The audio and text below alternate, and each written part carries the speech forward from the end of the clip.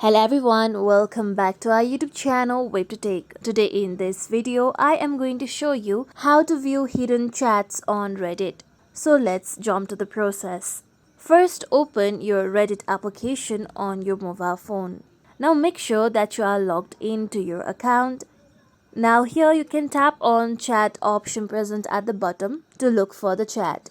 You won't normally be able to see hidden chat on chat section. Here my chat has already been hidden, so go to your home section on Reddit.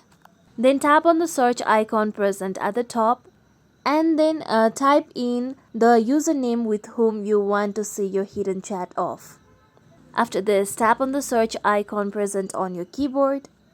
Then on the top, scroll towards left. Then tap on people option. Then select the people with whom you have hidden your chat. After this, now here you can see the profile of the people with whom you have your hidden chat with. Now tap on the small message icon.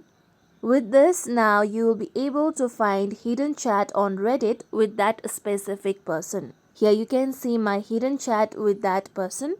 And this is how we can view hidden chats on Reddit. Thank you for watching everyone. If you like this video, please like, comment and share, and don't forget to subscribe to our channel for more videos.